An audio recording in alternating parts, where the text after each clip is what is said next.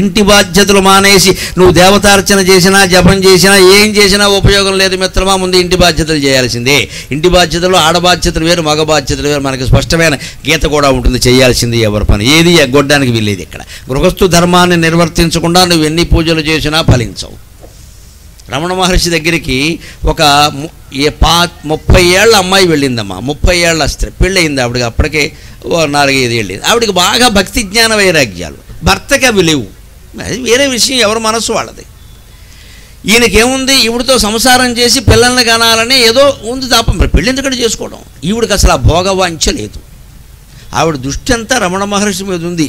జన్మాంతర సుకృతం అది. ఈ భర్త అంగీకరించడం. అరుణాచలం పెడుతుంది. ఇక ఆయన ఆవిడ ఊరికి అక్కడ పోతున్నాం అంటాడు. ఆవిడ దృష్టి అంతా అక్కడే ఉంది.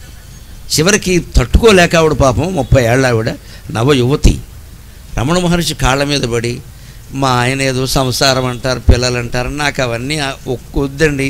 ఎన్ని జన్మల సుకృతమో దృష్టి అంతా ఇక్కడే ఉంది. ఆత్మజ్ఞానం కావాలి, నాకు ఆత్మజ్ఞానం కావాలి.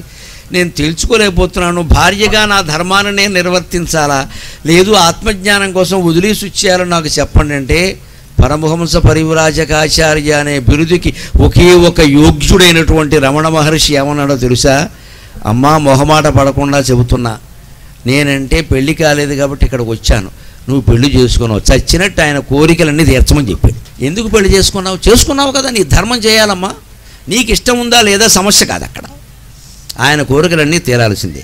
ఆయన కావలసినంత మంది సంతానాన్ని కను, వాళ్ళందరినీ పెంచి పెద్ద చేయి. 70 ఏళ్లకి నా దగ్గరికి రా, నేను ఎక్కడికి పోనని చెప్పాడు. ఇది ఆయన చెప్పిన మార్గం. అంత పరమహంస పరివ్రాజకాచార్య గృహస్థు మార్గాన్ని ఎందుకు ప్రబోధించారండి? మగాడు ఆడ ఎవరైనా సరే ఇంటి బాధ్యతలు మానేసి గుళ్ళో చేసినా, లేకపోతే స్వామీజీల పీఠాల్లో చేసినా, మా బోటిగాళ్ళ దగ్గర చేసినా అది కుదిరే విషయం కాదండి. మీ ఇంట్లోనే మీ బాధ్యతలు సక్రమంగా చేయాలి. అది రమణ మహర్షి చెప్పినమాట. పాపం ఆ మాట వినావిడ వెళ్ళి ఆయనతో సంసారం చేసి 3 పిల్లల్ని కనమంటే 3 కానీ 3కి పెద్దవాళ్ళు అయ్యాక పెళ్ళిళ్ళు అయ్యాక 70 ఏళ్ల వయసు ఇక్కడికి వచ్చింది. అప్పటికి ఈయన లేడు ఇక్కడ.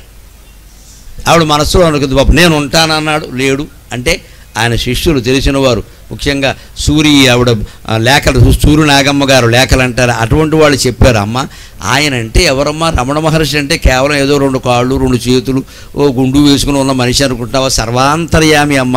ఆయన లేని చోటు ఉందా, ఆయన లేని చోటు ఉందా అని చెప్పారు. అలాగే ఆవిడ ప్రశాంతపడి మనస్సును సమాధానపరుచుకుని ఆ ఆశ్రమంలో అలాగే చివరి వయస్సు గడిపింది. ఆ భర్త, నీ ఇష్టం ఇంక బాగానే ఉంది, నేను ఎప్పటికే బలవంత పెట్టాను, నేను పిల్లలకి పెళ్ళిళ్ళు కూడా అయిపోయినాయి, ఇంక నీ ఇష్టం నువ్వు చూసుకో అని అనుమతి ఇచ్చాడు. పాపం భర్త అనుమతి లేకుండా, భార్య అనుమతి లేకుండా సన్యాసాశ్రమానికి వెళ్ళడానికి పురుషుడికి కానీ స్త్రీకి కానీ అవకాశం లేదండి. మన సంస్కృతిలో మేకు బిగింపులు ఎక్కువ.